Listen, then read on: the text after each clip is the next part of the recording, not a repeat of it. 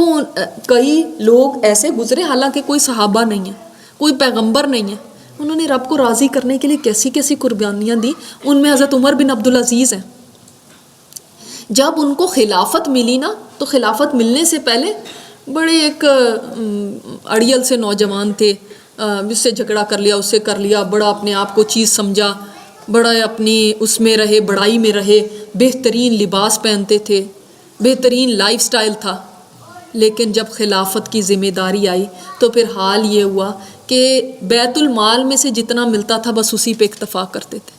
اور ایک دن گھر آئے تو بیٹیوں نے منہ کے آگے کپڑے رکھ لیے، اپنے دوپٹے کر لیا.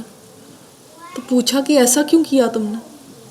تو بیٹیاں کہنے لگیں اس لیے کہ آج ہم نے پیاز سے روٹی کھائی ہے، گھر میں کچھ تھا نہیں کہ جس سے کوئی سالن ہو جس سے کھایا جائے.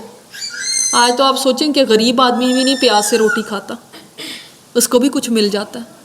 تو آنکھوں میں آنسو آ گئے، فرمانے لگے کہ اگر میں چاہتا نا تو تمہارے لیے بہترین سے بہترین کھانا مہیا کر دیتا، لیکن میں اللہ کو ناراض کر کے یہ نہیں دینا چاہتا کہ حرام تمہیں کھلاؤں تو اللہ مجھ سے ناراض ہو جائے.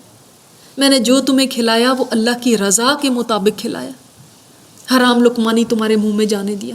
ان کو یہ فکر ہوتی تھی. دیکھیں آج کوئی اتنے عہدے پہ، اور یہ 3 کانٹیننٹس کے خلیفہ تھے، 3 کانٹیننٹس میں ان کی حکومت تھی، چاہتے تو بہت کچھ کما لیتے، لیکن اپنے بچوں کو یہ نہیں چاہ کہ ان کے منہ میں حرام جائے، کہیں اللہ ناراض نہ ہو جائے.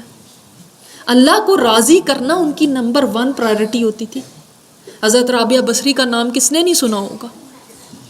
وہ کوئی بیوٹی کوئین نہیں تھی، نہ ہی کوئی وہ شہزادی تھی کہیں کی. ان کا نام پھر آج تک لوگ کیوں لیتے ہیں؟ حبشی تھی، کالے رنگ کی، بالکل اولاد بھی نہیں تھی، بانجھ تھی، اور کوئی ایسی مال اور دولت نہیں تھا، غلام فیملی سے تھی، کوئی خاندان بھی بہت اعلیٰ نہیں تھا. کیا چیز تھی کہ انہوں نے اپنی پوری زندگی رب کو راضی کرنے میں لگا دی کہ جب ان کے شوہر کی وفات ہوئی اور ان کو رشتہ کسی نے بھیجا تو کہنے لگے 3 سوالوں کے جواب دے دو تو میں شادی کرنے پر تیار ہوں.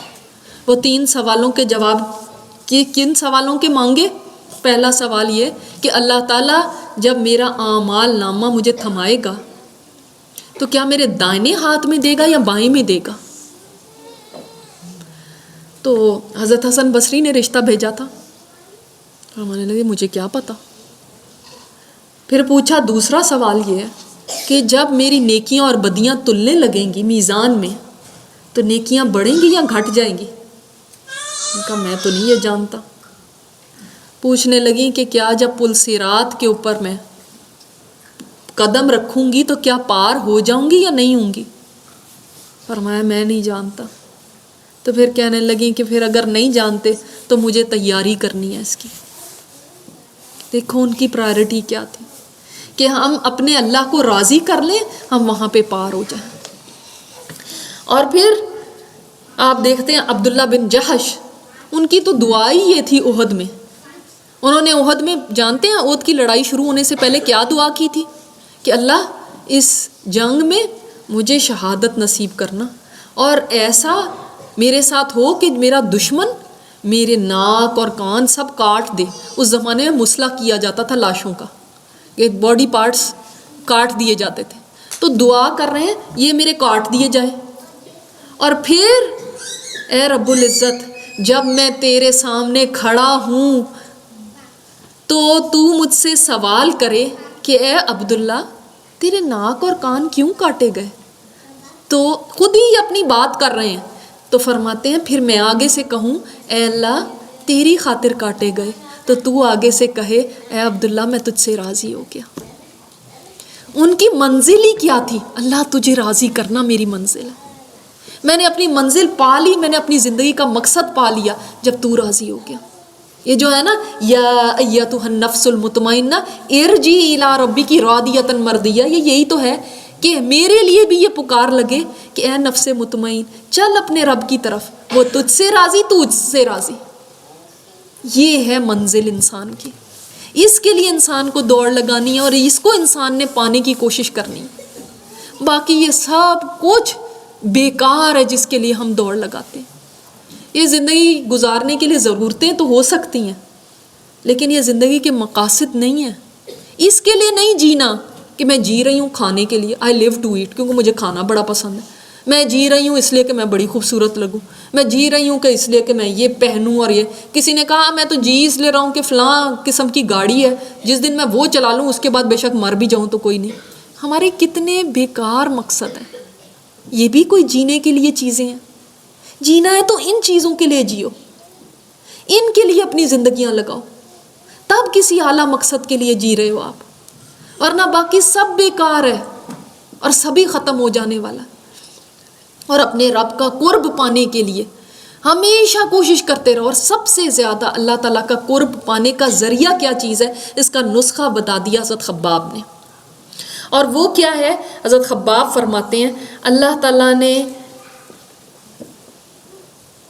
اللہ تعالیٰ سے جتنا قرب، اللہ سے قریب ہونا قرآن کے ذریعے ہو سکتا ہے، کسی اور چیز سے نہیں ہو سکتا. جو اللہ سے قریب ہونا چاہتا ہے اس کو قرآن سے قریب ہونا ہے. جتنا وہ قرآن کے ذریعے اللہ سے قریب ہو سکتا ہے کسی اور چیز سے نہیں ہو سکتا. انہوں نے نسخہ بتا دیا آپ کو، جو چاہتا ہے اللہ میں تجھ سے قریب ہو جاؤں. ہم چاہتے ہیں نا کہ بڑے لوگ ہوتے ہیں، بڑے آدمی، کوئی صدر ہے، کوئی وزیر ہے، ہم ان سے ذرا قریب ہو جائیں، لوگوں کو بھی پتہ چلے کہ میں تو بڑی کلوز ہوں ان سے. اس میں ہم اپنی بڑائی سمجھتے ہیں. یہ تو چھوٹے چھوٹے انسان ہیں، آج کسی کے پاس عہدہ ہے کل نہیں ہے. اور جو اللہ کے قریب ہو جائے، اس کا قرب پالے، اس کی تو کیا ہی شان ہے. اور اس کا قرب پانے کا ذریعہ ہی قرآن ہے. اور جس کو اللہ سے محبت ہے، کیسے ہو سکتا ہے کہ اس کے کلام سے محبت نہ ہو؟ ہمارے چھوٹے چھوٹے بچے توتلی زبان کے اندر کوئی بات کرنے لگتے ہیں نا، جب شروع میں بولنے لگتے ہیں بالکل میننگ لیس، کوئی ان کی باتوں کا میننگ نہیں ہوتا.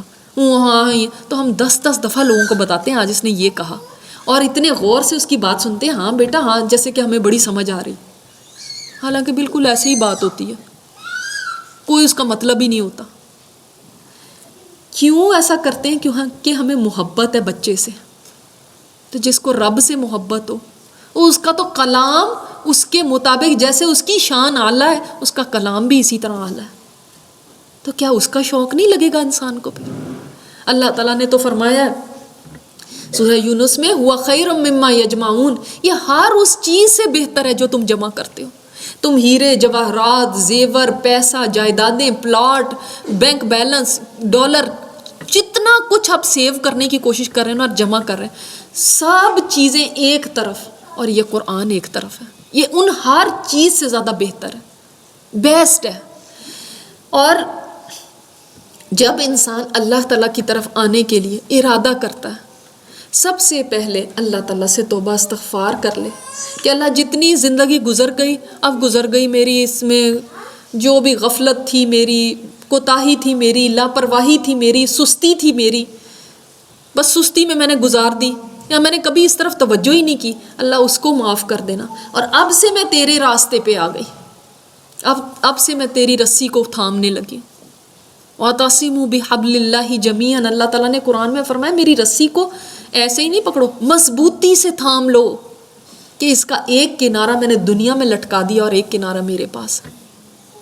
جو چاہتا ہے کہ اللہ سے جڑ جائے، اس کا کنیکشن، وہ اس رسی کو تھام لے.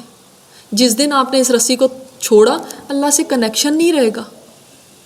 جو چاہتا ہے رابطے میں کہ میرا نمبر ڈائل ہو جائے نا ادھر، تو وہ اس کو تھام لے. حضرت عبداللہ بن مسعود فرماتے ہیں جس نے قرآن سے محبت کی، اس نے اللہ اور اس کے رسول سے محبت کی. آپ کی اللہ سے محبت کی اور اس کے رسول سے محبت کی دلیل ہی یہ ہے، اس کا ثبوت ہی یہ ہے کہ آپ قرآن سے محبت کرنے لگے، کہ قرآن میری زندگی بن جائے، میری زندگی کا ساتھی بن جائے، میرا اوڑھنا بچھونا بن جائے. یہ میں کبھی اس کو پڑھ رہی ہوں، کبھی اس کا ترجمہ، کبھی اس کی تفسیر، کبھی اس کے اوپر عمل کرنا، کبھی اس کو سیکھنا، کبھی اس کو سکھانا، کبھی اسی کی باتیں کرنی، یہی بس میری زندگی بن جائے. اب دیکھو کہ آپ سے اللہ کیسے راضی ہوتا ہے.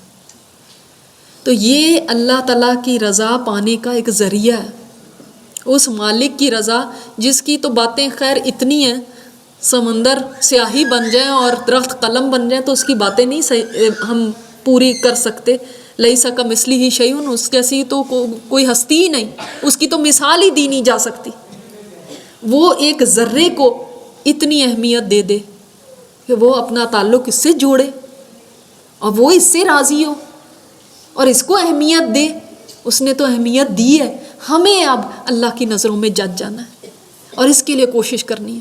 اور یہی ہماری ہر طرف ایک یعنی دعوت ہے، ہر جگہ جہاں ہم جاتے ہیں کہ لوگوں کو قرآن کی طرف بلائیں، اس کے سیکھنے سمجھنے کی طرف بلائیں، کیونکہ ہم نے اللہ کو راضی کرنا ہے. یہ ہمارا زندگی کا مقصد بنا لیں کہ بس اللہ تجھے راضی کرنا ہے اور یہی میں اس کے لیے جیوں گی اب، کیونکہ واقعی یہی مقصد ہے جس کے لیے انسان کو جینا چاہیے.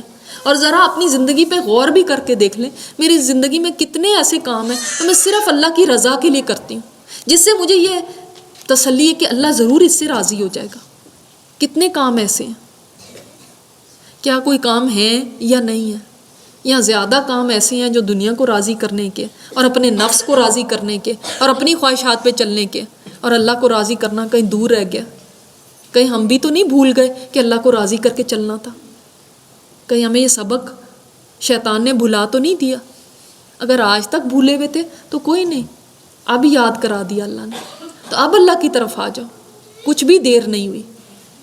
اور اس سلسلے میں آپ سب کو دعوت ہے.